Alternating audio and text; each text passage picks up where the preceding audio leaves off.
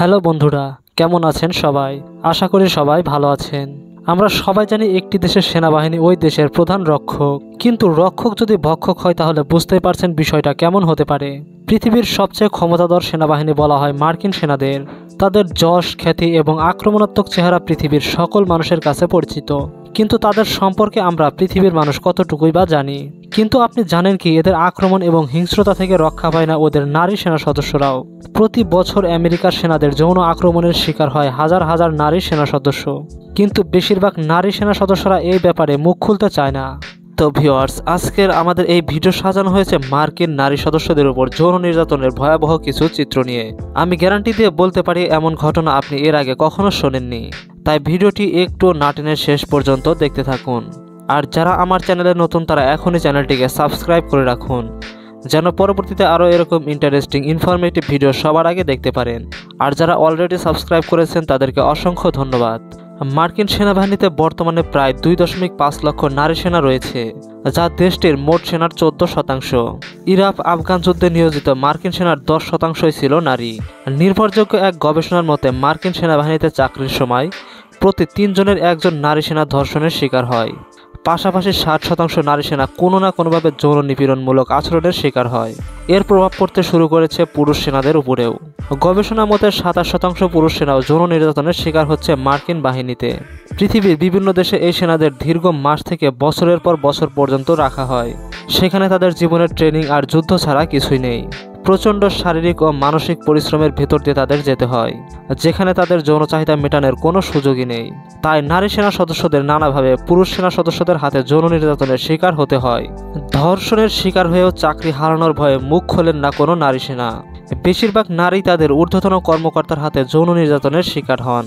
আপনি এ তথ্য জেনে চমকে উঠবেন যে মার্কিন সেনাদের একটি গোপন তালিকা রয়েছে, যেখানে উল্লেখ করা থাকে নারী সহকর্মীদের কিভাবে ধর্ষণ করা হবে, কাকে আগে আর কাকে পরে। এভাবেই বছরের পর বছর যৌন হয়রানি করে আসছিল সেনা সদস্যরা। সম্প্রতি সময়ে গাইডেড মিসাইল সাবমেরিন ইউএসএস ফ্লোরিডার এক সাবমেরিন থেকে উদ্ধার করা হয়েছে ওই তালিকা।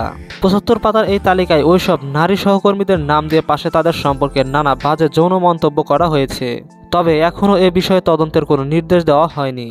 2011 সাল থেকে সাবমেরিনের দায়িত্ব পালন করে আসছিল নারী সেনারা, কিন্তু 2015 সালে প্রথমবারের মতো সাইলেন্ট সার্ভিস নামে রহস্যজনক কাজে তাদেরকে ডাকা হয়। এরপর 2016 সালে প্রথম 2 নারী সেনাকে গাইডেড মিসাইল সাবমেরিন ইউএসএস ফ্লোরিডায় নিয়োগ দেওয়া হয়। 2018 সালে নিয়োগ পান আরও কয়েকজন নারী নাবিক। মার্কিন সেনায় সাবমেরিনের নারী কর্মী নিয়োগ করা এটি দ্বিতীয় সাবমেরিন, কিন্তু প্রথম থেকে সাবমেরিনের ভিতরে ভয়াবহ যৌন হয়রানির শিকার হচ্ছে নারী কর্মীরা। এর মধ্যে গোসলের সময় নারী সহকর্মীদের ছবি ক্যামেরায় ধারণ করা, বিভিন্ন সময় অনাকাঙ্ক্ষিত স্পর্শ ইত্যাদি অভিযোগ দায়ের করা হয়, কিন্তু মার্কিন ঊর্ধ্বতন সেনা থেকে যথাযথ তদন্ত কিংবা অপরাধীদের বিচারের আওতায় আনা হয়নি। এছাড়া অনেক নারী কর্মী চাকরি হারানোর ভয় এবং আত্মসম্মানের কথা চিন্তা করে এই যৌন হয়রানির শিকার গোপন করে যান। তাছাড়া সবচেয়ে ভয়ঙ্কর একটি ব্যাপার হচ্ছে, একবার পুরুষ সেনারা তাদের সহকর্মী নারী সেনাদের নগ্ন ছবি অনলাইনে শেয়ার করেছিল এবং তা ব্যাপকভাবেও ছড়িয়ে পড়ে। তাছাড়া মার্কিন নৌবাহিনীর তদন্ত রিপোর্টে বেরিয়ে আসে তারা নারী সদস্যদের নগ্ন ছবি তাদের মেসেজ বোর্ডের মাধ্যমে একে অপরের সাথে শেয়ার করত। সম্প্রতি মার্কিন সেনাবাহিনীর সবচেয়ে বড় ঘাঁটি টেক্সাসে এক 20 বছর বয়সী নারী সেনা সদস্য নিহত হন। এই মেয়ের মৃত্যু তদন্ত করতে গিয়ে কেঁচো খুঁড়তে সাপ বেরিয়ে আসে। 136 পাতার তদন্ত রিপোর্টে বের হয়ে আসে যৌন হয়রানির অপরাধ এবং বিচারহীনতার সংস্কৃতির কথা। তদন্ত রিপোর্ট থেকে জানা যায় ভেনেসাকে ধর্ষণের পর হত্যা করা হয়েছিল। শুধুমাত্র 4 হলে গেল 3 বছর 71 জন সেনা সদস্যের অপমৃত্যু হয়েছে, যার মধ্যে 2018 সালে 24 জন, 2019 সালে 32 জন এবং 2020 সালে 25 জন। ধারণা করা হয় এর প্রত্যেকটা মৃত্যুই ধর্ষণ কেন্দ্রিক। আর এই গাফিলতির কারণে 2 মেজর সহ 15 সেনা সদস্যকে বহিষ্কার করা হয়। অনেকে মনে করেন মার্কিন সেনা সদস্যের এমন যৌন অস্থিরতার কারণ হচ্ছে যৌন উত্তেজক ঔষধ। প্রিয় ভিউয়ার্স, আপনি এটা জেনে অবাক হবেন যে পেন্টাগনে প্রতি বছর তাদের পেছনে $8.40 কোটি যৌন উত্তেজক ওষুধের পেছনে ব্যয় করা হয়। দেশটির প্রতিরক্ষা স্বাস্থ্য দপ্তর বলেছে 2014 সালের তথ্য অনুযায়ী তাদের যৌন উত্তেজক ওষুধের জন্য ব্যয় করা হয়েছিল $8.42 কোটি। 2011 সালে ব্যয় হয় $30.40 কোটি, যা দিয়ে অনায়াসে কয়েকটি যুদ্ধবিমান কেনা যেত। প্রতিরক্ষা খাতে সবচেয়ে বেশি ব্যয় করা শীর্ষ 5 দেশ হল আমেরিকা, চীন, সৌদি আরব, ফ্রান্স এবং ভারত। পৃথিবীর মোট সামরিক বাজেটের অর্ধেক ব্যয় করে এই 5 দেশ। আমেরিকার মতো দেশ কেন প্রতিরক্ষা খাতে এত বিশাল অঙ্কের টাকা ব্যয় করে তা খুঁজতে গিয়ে বেশ ইন্টারেস্টিং একটি তথ্য পাওয়া যায়।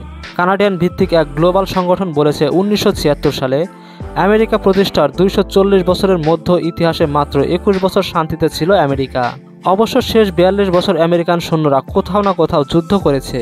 দিন হিসেবে ইতিহাসে 93% দিন, বছরে গড়ে 340 দিন যুদ্ধ করে আমেরিকান সৈন্যরা, আর 25 দিন তারা থাকে শান্তিতে।